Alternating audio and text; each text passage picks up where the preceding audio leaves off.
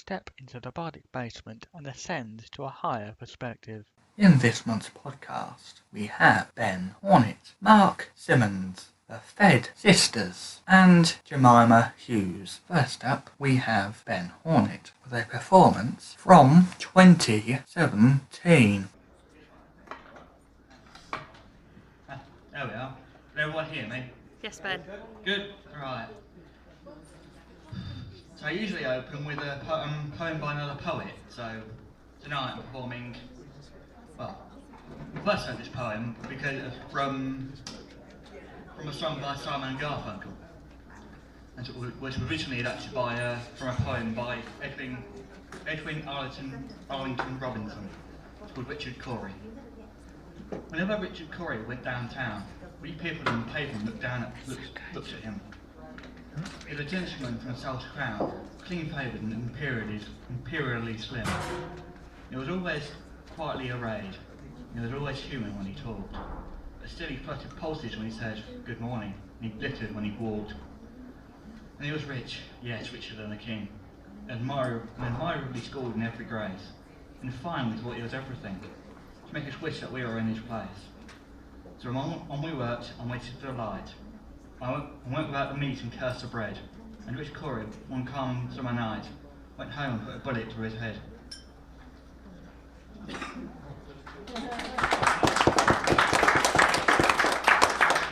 This next one's one of mine, so probably pretty self-explanatory. So, Independence Day 2017. So they celebrate Independence Day as it helps throw parties for Happy 4th. Welsh Dragon wailed on Charity Tuesday. Today's the day they decided D-Day. Newsflash on E-News, Bashful brain tumour. That must be for the Millard rumour. Birds struck by Air Asia X to Brisbane. The same goddamn celebration again. North Korea announced nuclear strike. Hell, Trump criticised Kim for the fight. Ex-Chelsea Terry signed Aston Villa. Pecky's fans think he's excelled. He's winner. So they celebrate Independence Day as it helps throw parties for Happy 4th.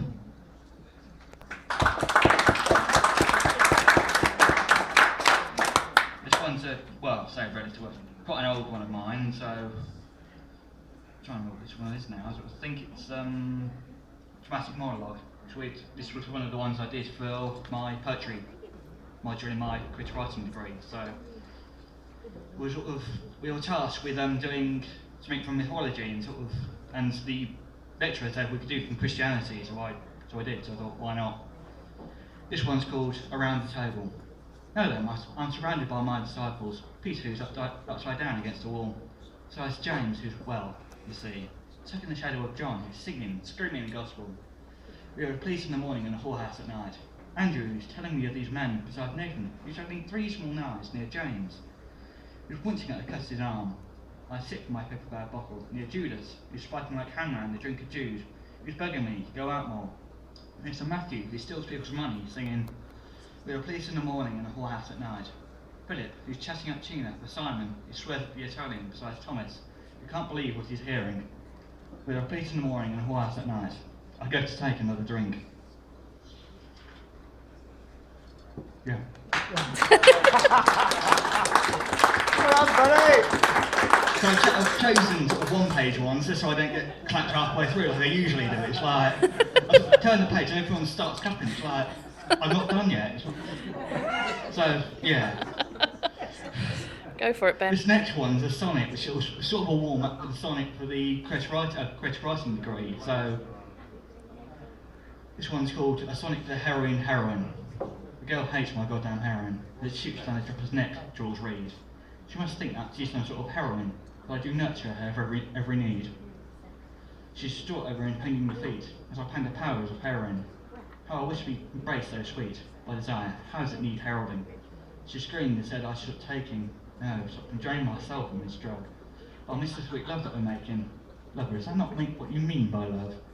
So heroin, is this the way that it ends? To be left falling from my only friend?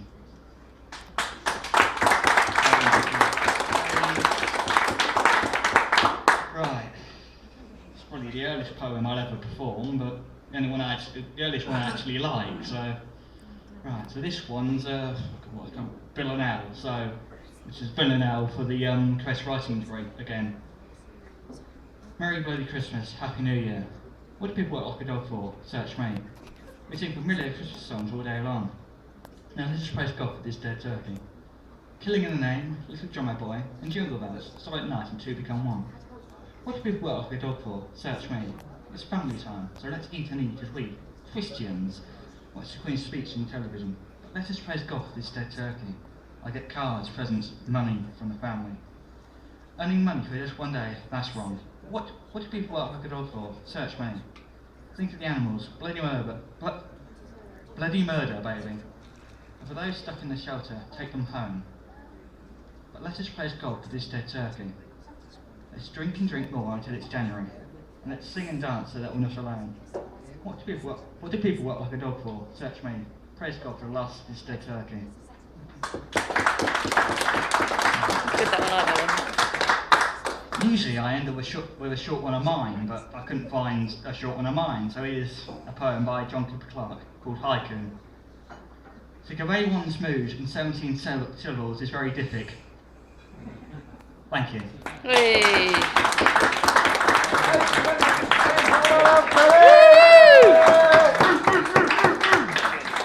You can find his social media links in the description. Next up is Mark Symmonds. Hi, it's Mark Symmonds here from Northampton. I'm a performance poet and I've just released my first collection of poems, although I've been writing for many years. My book's called Rhythm of the Ink, The First Wave. And it's called The First Wave because I hope that the poetry will wash over you and you'll be able to absorb and lose yourself in it.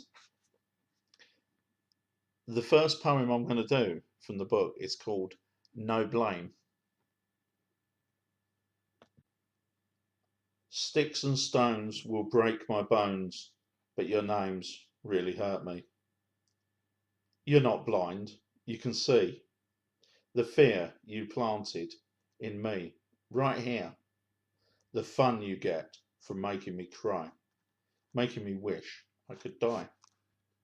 Horrid, nasty, useless, fighting to save my mental health, sick feeling in the pit of my stomach that rolls up and down and really goes to town. Yet you seem to get away with this spite, and you know I won't fight. The teachers say no blame, yet your words continue to cut and maim. The bullying pain, day after day, more of the same.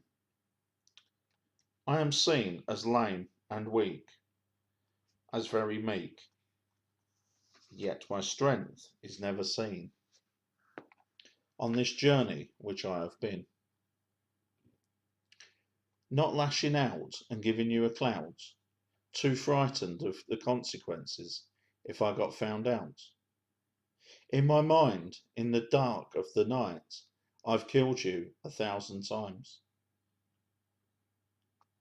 I've retaliated with cutting lines, but in the day, I just don't know how to make you go away. Okay, something a little bit different to that. That was a bit dark. This one's called Data. And again, it's from my book. Data scrambled in my head, trying to make sense of every thread. Megabytes spinning left and right, pulling binary tight, then stretching it out of sight. Windows open in front of my eyes. Spam comes through to tell me some lies. Virus protection was installed as a kit. Now and then it gets boosted by a tablet. My BIOS settings are blue. Snappy chat is all I can get from you. WhatsApp is all I can say. My calendar tells the time of day. Soon you'll be on your way. The weather app forecasts the deluge of you.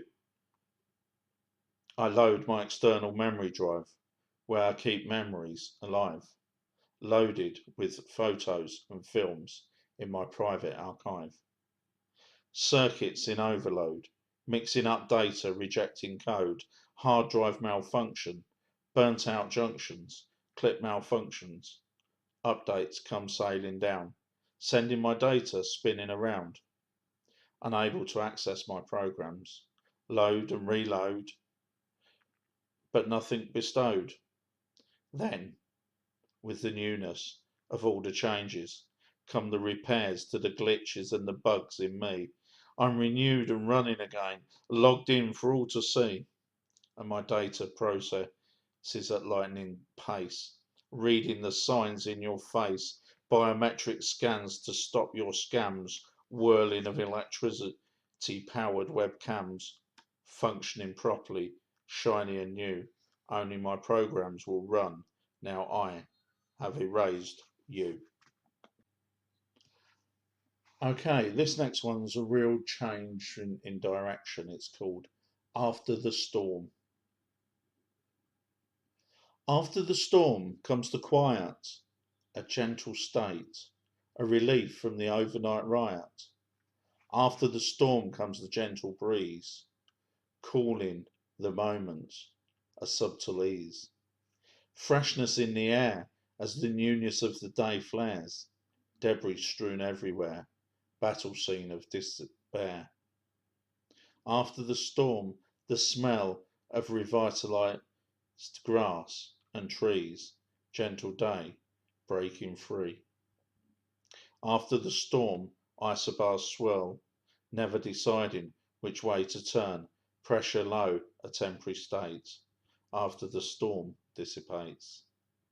After the storm, the heat starts to rise, simmering slowly in the background, gathering momentum over old ground, heating up in small chunks, waiting for the main act, once again at the forefront.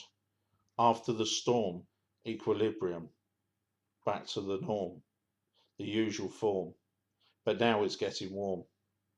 Pressure building crescendo until the heat boils over and the day heads to another night storm.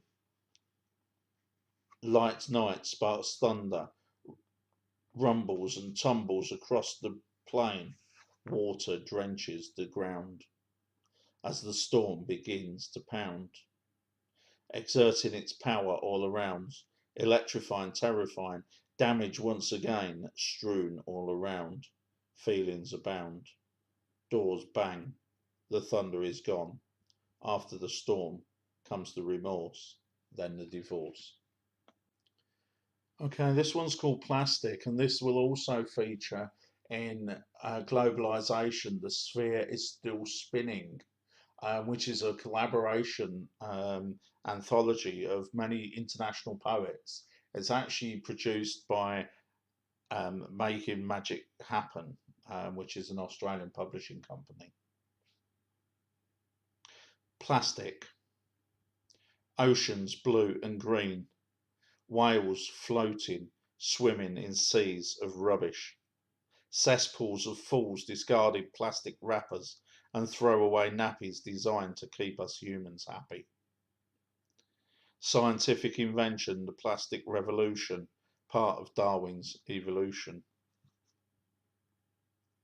No solution to plastic pollution, new resolution. Fish dying while MPs are lying, hiding behind mediocre gestures while the planet festers in the name of progress. We have regressed, leaving the waste all over the rivers and seas and space. We need to pick up our pace. Straws and bags are the political grace of the carbon neutral two-faced politicians.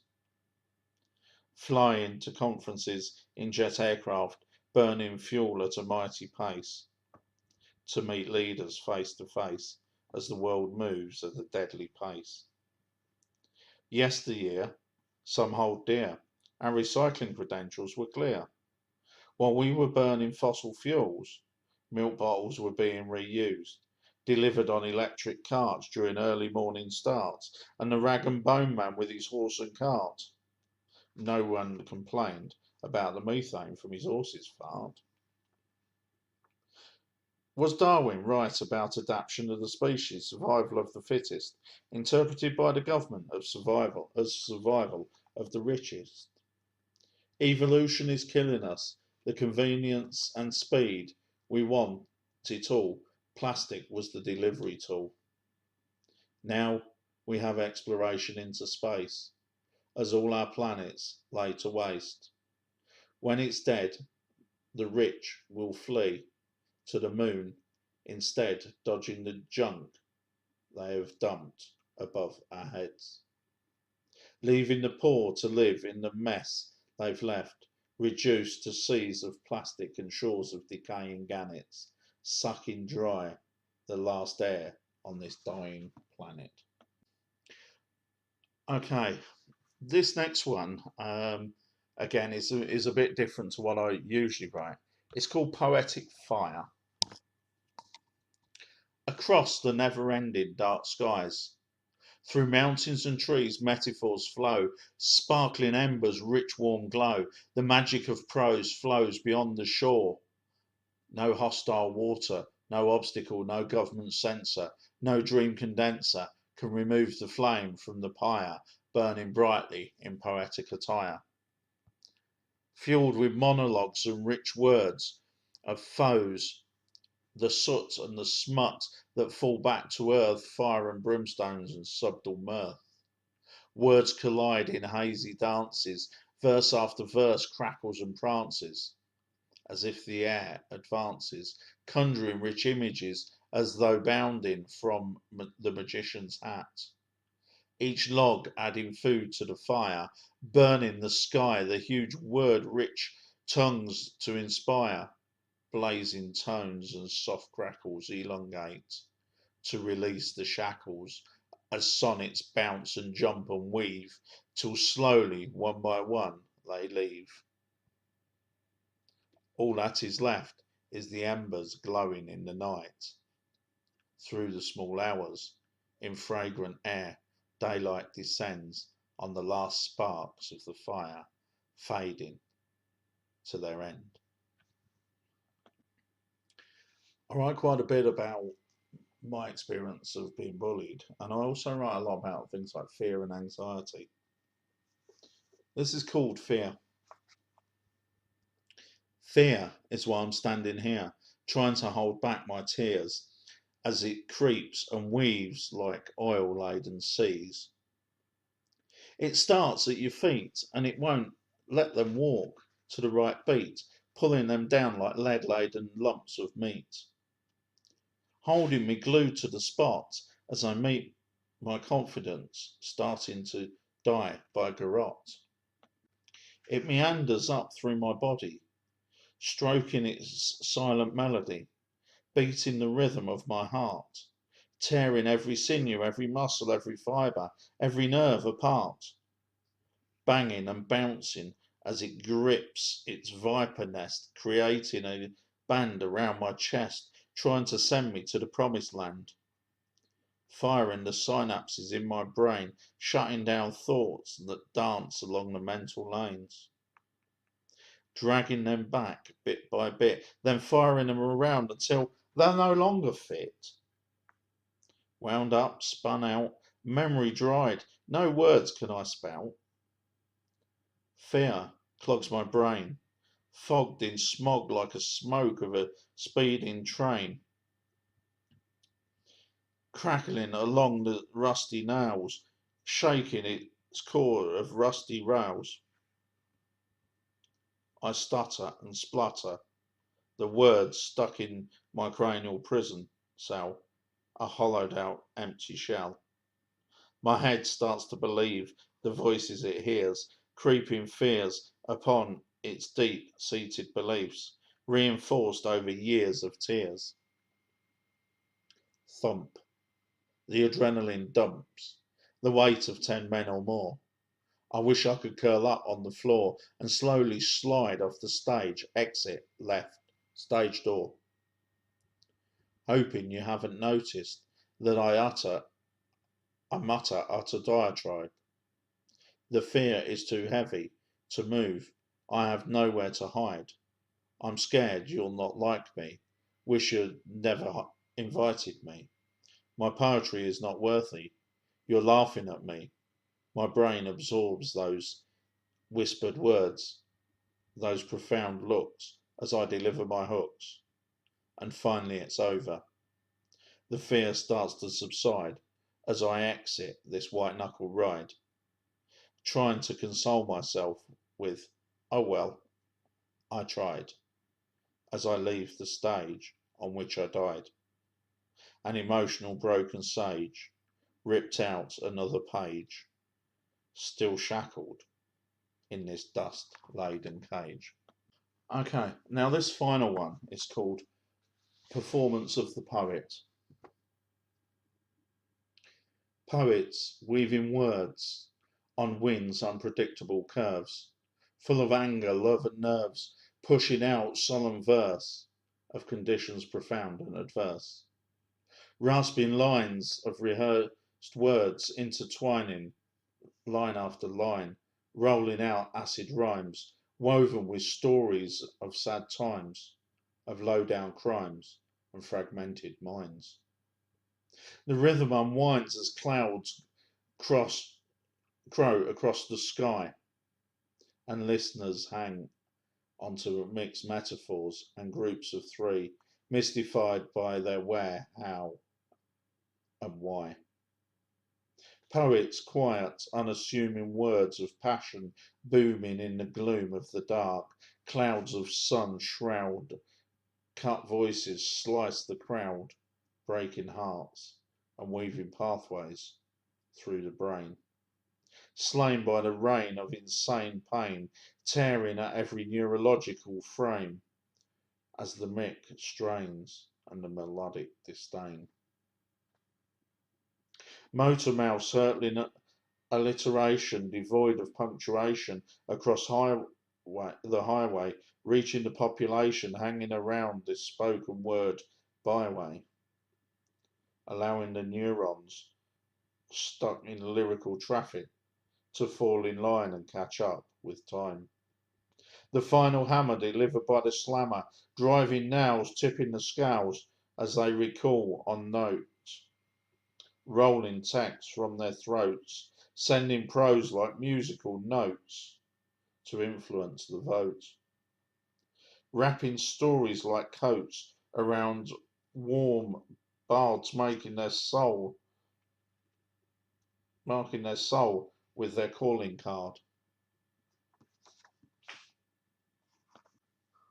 Well, I hope you like those. That's a good smattering of some of the stuff that I do. If you want to read more, you can get me on my blog. So if you just put Rhythm of the Ink in, it will come up with my blog. Likewise on Facebook, Rhythm of the Ink or Marky Mark Symmonds, and you'll get my Facebook page. And Twitter is Marky Mark Poet. And again, I'm on Instagram and my YouTube channel, which again, if you put Marky Mark in or Rhythm of the Ink, you'll be able to find them. My name's Marky Mark. I'm part of Rhythm of the Ink. Stay safe, stay well. Hope you enjoyed it. You can find his social media links in the description. Next up are the Fed sisters. I first met them at the Kettlebell Connection in Kettering. They would describe themselves as not being as soppy as they sound. LOL. Their first song is called Puppy Love.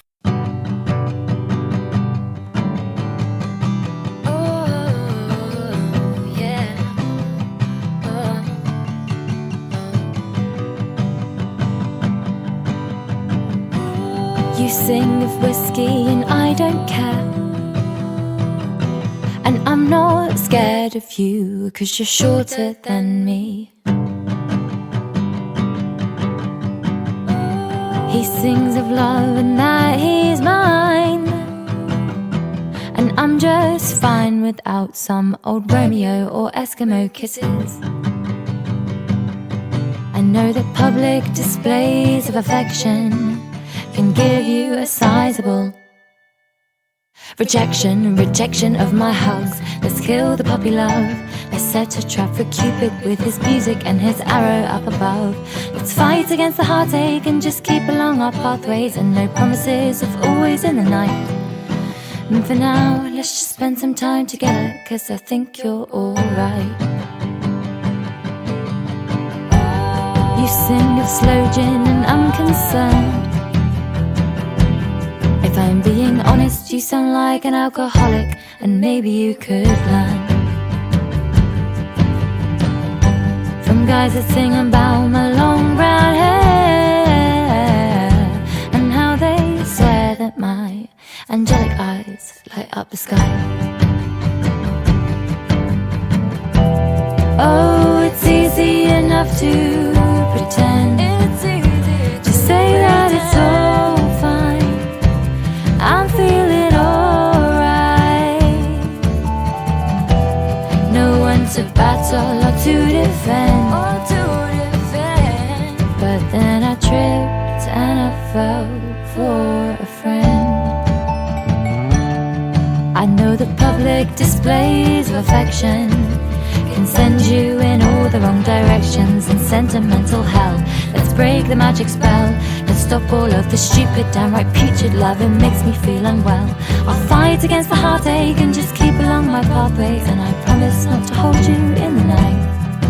But I'm sorry to say that I like you, and I hope that's alright. I hope that's alright. Alright.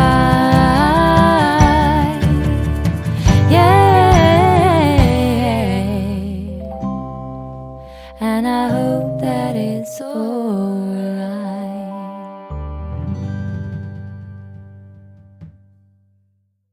Their second song is called Unconventional. Hide Yo Children. You're dysfunctional and a bit of a cunt, you know, but lovable. And you put up a front to show most everyone. And I know that you don't mean to call me fat. Unconventional, it's the kind of love we share. You're one-dimensional. Sometimes I feel you're not all there. No, I gravitate to you. I know I really need to stop asking you back. The problem with them bases is it's not a real relationship, and you can't introduce me to your mother. So without foundations, we're required to become pioneers, creating and discovering each other. Girls would be much better for you in the real world, though I'm not claiming that you'll never feel hurt. As we try to feign indifference, to abstain against our interests, when we know it's just deliberately as fun to have relapses and go back into your arms. But these mishaps make fresh new cracks upon your heart. As we try to feign indifference, to abstain against our interests, when we know it's just deliberately as fun. Computable, I think you can agree, and quite unsuitable. It takes a lion's heart to see such a stubborn, spiteful smartass of a person you still want to have around. Unstoppable, every time I'm on a roll, quite irresponsible. It's tough to keep things in control amongst my farcical endeavours. You somehow help me hold on to the ground.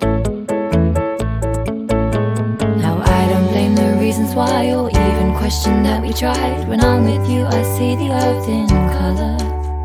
It's only when we're trapped inside, spellbound under neon lights, we blunder, stumble, stagger to each other. Boys, it'd be best for me to smother and destroy, though I'm not claiming that I'll never feel joy. As we try to stay objective and retain some slight perspective, so we can follow what's expected. Other girls will give you everything that you truly deserve, though I'm not claiming that I'll always hold my nerve. As we try to stay objective and retain some slight perspective, just keep labeling it friendship and ignore the mounting tension. So when the sun sets, we get reckless and forget what is expected of us.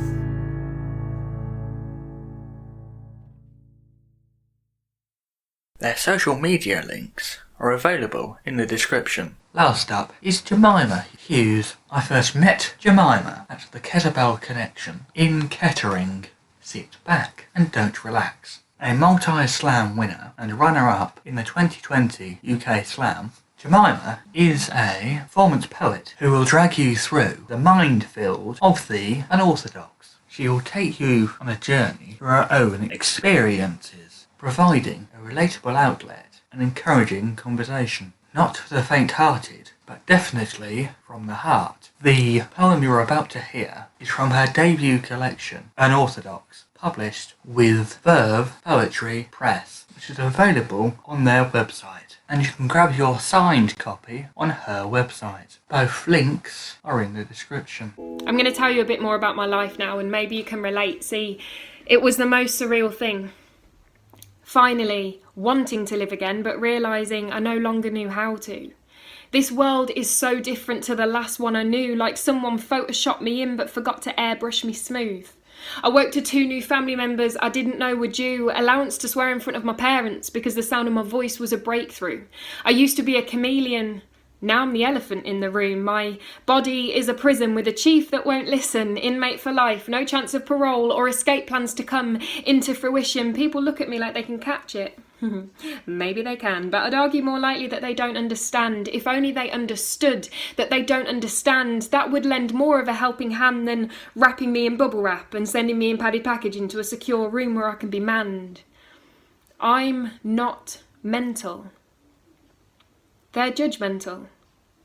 I'm not mentally ill, I'm mentally intriguing, and there's something very beautiful about being mentally intriguing. And I'm not talking about how sometimes I forget how to breathe in without counting. I mean the ability to tap into another dimension that some people will only ever dream in. Plus, when I'm mentally intriguing, I know how to behave. Trying to act normal feels like someone turned up gravity and it's sucking me through the floor into an early grave. Maybe I see the world through fanatical eyes, or maybe some only open theirs up to desirable skies. My head is in the clouds, not because I'm high, but because they hang low and because climates don't compromise. When I'm left cold and without light, though the sun remembered to rise, I'm reminded if I don't meet expectations, I am not obliged to apologise, like that time I felt nothing plummeting from a 14,000 feet skydive, because happiness isn't real and neither is fear. They're in your mind. The mind being the most powerful tool you own, which is why the enemy fights you there, because it's where it gets you alone. How can I feel everything and nothing within one breath? How can I feel empty, yet simultaneously as heavy as my dad's eyelids after a bottle of red? Forget monsters underneath mine, spoon me in my bed. Body's exhausted, ready to sleep, but the memo didn't make it to my head. Maybe the problem is it's midday and I'm forcing myself to sleep, and not because I'm tired, but so something may have changed when I awake to pull me out of this whimpering heat that seemingly there is no reason for me to be in. My body feels stronger than it should ever have had to be, yet still, I'll speak to you with the honesty of a child if, with the delicacy of one, is how you treat me. If I was screaming because I trapped my finger in a door, it would be easy to feel sympathy, but trapped inside my own head, the instinct is to criticise and flee. But please, try to imagine feeling so anxious that the sound of someone parting their lips makes you feel you could rip your eardrums out with ease, or the texture of loved ones' words make you bite because they torment your teeth, or your clothes touching you the wrong way will leave you twitching for weeks. I'm not mad at you. I'm mad at my irrational response and allowing my life to become this bleak. Someone else's inspiration to live when I'm still on a 4-to-3 ratio myself each week. Suicide is selfish, is not an opinion, it's wrong. What's selfish is expecting someone to live for you when their pain is excruciating and they feel they can't belong. When I don't hesitate on a bridge, I've won a race for life. When oxygen I need to survive suffocates me, I feel like I belong in outer space. I am rough around the edges and straight through the middle. My language is encrypted and my actions contort as riddles. It's like I developed a 6th, 7th, 8th sense for things that don't need to be sensed. My large intestine is a spitting cobra releasing venom that leaves me temporarily blind to the present tense. My skin is worn out, like me, Baths became an overused comfort, like tea. I never drink decaf, and I do that for me because despite what doctors have me believe, no one was ever diagnosed with something off the back of lack of decaf coffee. Don't let me fool you into a false sense of security. I think too much to be logical. But writing makes you feel happy. No, writing makes me feel, full stop, so I load my pen with pain and I spiel, because this is what happens when mental intrigue reaches fever pitch. We create something that makes the pain appeal, and there's something to be said for a rhyme, to help people believe that something is real. The day I began to lose my mind, I began to find myself. That is, when I realised it is okay to ask for help. Even if it means waking someone up, self-sabotage is enticing, but it is a relief when someone interrupts. See, 2 steps forward and 1 step back is not a royal fuck-up, it is still 1 step forward. So let's take the bad with the good and embrace our disordered and awkward. Now, I look forward to tasting that first tea of many in the morning because it means I've made it through another night. Progress is progress, regardless of how slight. You can find links to Jemima's social media in the description to this episode. Thank you for listening. If you like what you hear, please subscribe and share this podcast around. And another thing, you can support the Bardic Basement by going to our Ko-fi page. Thank you. You can donate by looking in the description or going to our website.